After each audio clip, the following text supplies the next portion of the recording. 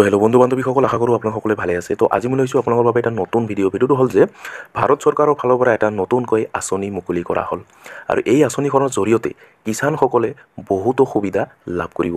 এইটো কিষাণসকলৰ কাৰণে এই আঁচনিখন মুকলি কৰা হৈছে।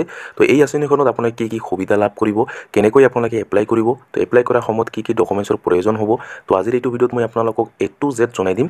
তো ভিডিঅ'টো অলপো স্কিপ নকৰাকৈ প্ৰথমৰ পৰা শেষলৈ চাই থাকিব আৰু যদি মোৰ চেনেলত নতুন হৈ আছে তেনেহ'লে প্লিজ চেনেলটো ছাবস্ক্ৰাইব কৰিব আৰু কাষত থকা বেল আইকনটো অন কৰি দিব। আৰু যদি আপোনালোকে মোৰ এই ভিডিঅ'টো ফেচবুক পেজত চাই আছে তেনেহ'লে প্লিজ মোৰ ফেচবুক পেজটো আপোনালোকে ফ'ল' কৰি ল'ব আৰু এইটো ভিডিঅ' আপোনাৰ বন্ধু বান্ধৱীসকলৰ ওচৰত হোৱাটছআপত ফেচবুকত যিমান পাৰে আপোনালোকে শ্বেয়াৰ কৰি দিব, যাতে সকলোৱে এই ভিডিঅ'টো চাই এই আঁচনিৰ বিষয়ে জানিব পাৰে বা এপ্লাই কৰিব পাৰে। তেন্তে বলক ভিডিঅ'টো আৰম্ভ কৰোঁ। তো আঁচনিখনৰ নাম হ'ল মুখ্যমন্ত্ৰী সমগ্ৰ গ্ৰাম্য উন্নয়ন যোজনা।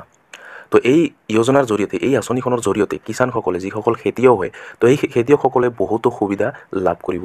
তো কি সুবিধা লাভ কৰিব, কেনেকৈ আপোনালোকে এপ্লাই কৰিব, কি ডকুমেণ্টছৰ প্ৰয়োজন হ'ব, কি নথি পত্ৰৰ প্ৰয়োজন হ'ব, তো ভিডিঅ'টো অলপো স্কিপ নকৰাকৈ চাই থাকিব। মই সকলো ডিটেইলছ আজি এইটো ভিডিঅ'ত মই আপোনালোকক জনাই দিম।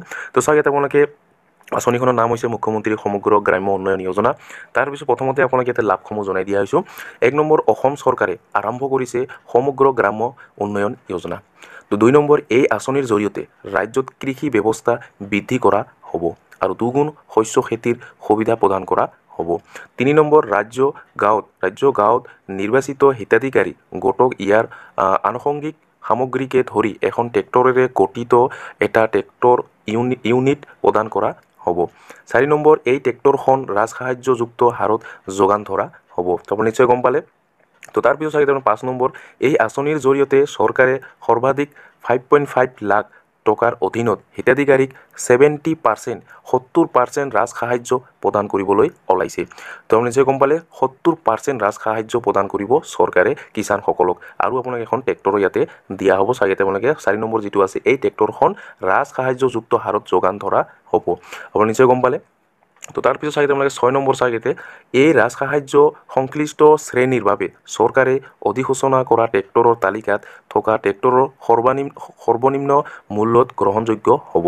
তো আপুনি নিশ্চয় গম পালে। তাৰপিছত আপোনাৰ 7 নম্বৰ, একেদৰে সাহায্যৰ সৰ্বনিম্ন অনুমোদিত মূল্যও এই ৰাজসাহায্যৰ ক্ষেত্ৰত প্ৰযোজ্য হ'ব। 8 নম্বৰ, এই আঁচনিৰ সুবিধা একেখন গাঁৱৰ প্ৰকৃত প্ৰাপ্তবয়স্ক কৃষক 8ৰ পৰা 10জনীয়া এটা গোটক প্ৰদান কৰা হ'ব। তো নিশ্চয় গম পালে, আপোনালোকে এজনে কিন্তু লাভ নকৰিব, এইটো আপোনাৰ এটা গোট বনাব লাগিব। তো 8ৰ পৰা 10জনীয়া হ'ব লাগিব, তেতিয়াহে আপোনালোকে এই আঁচনিৰ সুবিধাসমূহ লাভ কৰিব। তো ইয়াতে আপোনালোকে বহুত টকা দিয়া হ'ব আৰু এখন আপোনাৰ ট্ৰেক্টৰখনো আপোনাক দিয়া হ'ব। তো ৰাজসাহায্য হিচাপে আপোনাক দিয়া হ'ব আৰু যিটো আপোনালোকে পইচা দিয়া হ'ব, সেই পইচাটো আপোনালোকক কিন্তু 70% ৰাজসাহায্য প্ৰদান কৰিবলৈ ওলাইছে। আপুনি নিশ্চয় গম পালে। তো 70% দিয়া হ'ব। তাৰপিছত ইয়াতে আপোনালোকে চাওক, যোগ্যতা ইয়াতে কোনে আবেদন কৰিব পাৰিব, যোগ্যতাটো মই আপোনাক জনাই দি আছোঁ। তো যোগ্যতা ইয়াতে আপোনালোকে যোগ্যতা 1 নম্বৰ, এই আঁচনিৰ সুবিধা একেখন গাঁৱৰ প্ৰকৃত প্ৰাপ্তবয়স্ক কৃষক 8ৰ পৰা 10জনীয়া যিকোনো গোটক প্ৰদান কৰা হ'ব। তো 2 নম্বৰ, কৃষকৰ গোটটোৰ এটা উমহতীয়া বেংক একাউণ্ট থাকিব লাগিব আৰু আবেদন পত্ৰত প্ৰতিজন সদস্যৰ স্বাক্ষৰৰ সৈতে যৌথভাৱে আবেদন কৰিব ভাল হ'লে খেতি কৰা মাটি আৰু শস্যৰ বিৱৰণ সৈতে। 3 নম্বৰ, আবেদনকাৰী গোটত এটা পৰিয়ালৰ এজনতকৈ অধিক সদস্য থাকিব নালাগে। যদি আপোনাৰ গোটটো যে আপোনালোকে বনাব আৰু সেই গোটত যদি আপোনাৰ এজন পৰিয়ালৰ এজনহে আপোনালোকে সেই গোটত থাকিব পাৰিব। যদি আপোনালোকে 2জন বা 3জন হয় তেনেহ'লে কিন্তু আপোনালোকে এই সুবিধাসমূহ আপোনালোকে লাভ নকৰিব। তো আপুনি নিশ্চয় গম পালে।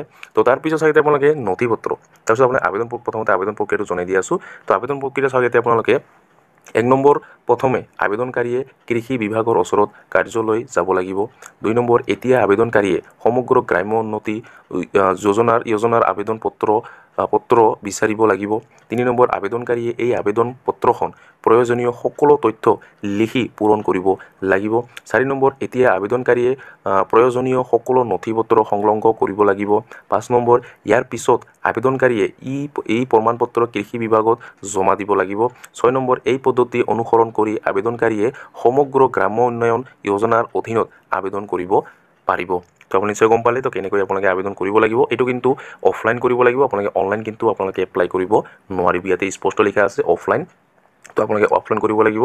তো ইয়াতে আপোনালোকে প্ৰথমতে আবেদনকাৰী কৃষি বিভাগৰ ওচৰত কাৰ্যালয় আপোনালোকে যাব লাগিব। তাৰপিছত আবেদনকাৰীয়ে সমগ্ৰ গ্ৰাম্য উন্নতি যোজনাৰ আবেদন প্ৰমাণপত্ৰ বিচাৰিব লাগিব। আবেদনকাৰীয়ে এই আবেদন পত্ৰখন প্ৰয়োজনীয় সকলো তথ্য লিখি পূৰণ কৰিব লাগিব। এতিয়া আবেদনকাৰীয়ে প্ৰয়োজনীয় সকলো নথিপত্ৰ সংলগ্ন কৰিব লাগিব। ইয়াৰ পিছত আবেদনকাৰীয়ে ই প্ৰমাণপত্ৰ কৃষি বিভাগত জমা দিব লাগিব।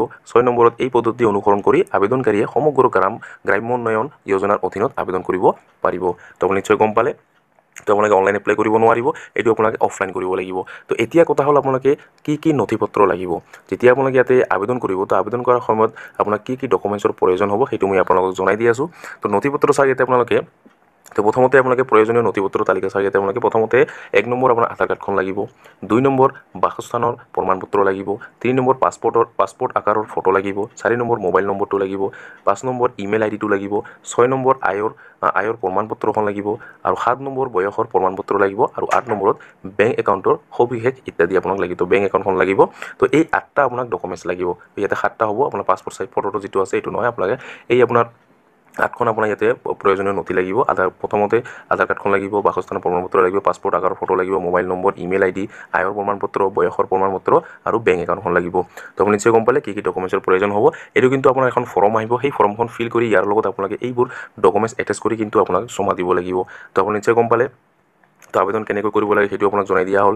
যোগ্যতাটো আপুনি কোনে ইয়াতে আবেদন কৰিব পাৰিব সেইটো মই আপোনাক জনাই দিয়া হ'ল। তাৰপিছত আপোনালোকে লাভসমূহ কি লাভ কৰিব সেইটো আপোনাক ইয়াতে জনাই দিয়া হৈছে। তো যদি আপোনালোকে এই আঁচনিখনত আবেদন কৰে, ইয়াতে কিন্তু সকলোৱে আবেদন কৰিব নোৱাৰিব, ইয়াতে অকল কৃষকসকলেহে আবেদন কৰিব পাৰিব। আৰু এটা আপোনাক 8জনীয়া বা 10জনীয়া এটা গ্ৰুপ লাগিব, তেতিয়াহে আপোনালোকে এই আঁচনিখনৰ সুবিধা লাভ কৰিব। তো 5 লাখ টকা কিন্তু আপোনাক দিয়া হ'ব, আৰু 70% আপোনাৰ ৰাজসাহায্য হিচাপে আপোনাক দিয়া হ'ব। আৰু এখন আপোনাৰ ট্ৰেক্টৰ দিয়া হ'ব, এই ট্ৰেক্টৰখন আপোনাৰ ৰাজসাহায্য হিচাপে আপোনাক যোগান ধৰা হ'ব। তো আপুনি নিশ্চয় গম পালে। তো এই আঁচনিখনৰ কিন্তু এতিয়ালৈকে আবেদন আৰম্ভ হোৱা নাই। তো ইয়াৰ আৰু এটা ফৰ্ম আহিব, সেই ফৰ্মখন ফিল কৰি আপোনালোকে এইসমূহ ডকুমেণ্টছ এটেচ কৰি আপোনালোকে কিন্তু জমা দিব লাগিব। তো এতিয়ালৈকে কিন্তু এইটো আৰম্ভ হোৱা নাই। তো কেতিয়া এইটো আৰম্ভ হ'ব এতিয়ালৈকে একো আপডেট অহা নাই। তো জাষ্ট এই আঁচনিখনৰ বিষয়ে আহিছে। তো আপোনালোকে কোনে ইয়াতে আবেদন কৰিব পাৰিব, কোনে আবেদন কৰিব নোৱাৰিব, কি ডকুমেণ্টছৰ প্ৰয়োজন হ'ব, আৰু কেনেকুৱা গোট বনাব লাগিব ইয়াতে প্ৰথমতে জনাই দিয়া হৈছে। ইয়াৰ পিছত আপোনালোকে এখন ফৰ্ম আহিব, সেই ফৰ্মখন ফিল কৰি আপোনালোকে ইয়াৰ লগত ডকুমেণ্টছবোৰ এটেচ কৰি আপোনাক জমা দিব লাগিব। তো এতিয়ালৈকে এই ফৰ্মখন অহা নাই। তো যেতিয়া ইয়াৰ ফৰ্মখন আহিব, তো মই ভিডিঅ' বনাই আপোনালোকক জনাই দিম যে কেনেকৈ আপোনালোকে এই আঁচনিখনত আবেদন কৰিব, কেনেকৈ আপোনালোকে ফৰ্মখন ফিল কৰিব।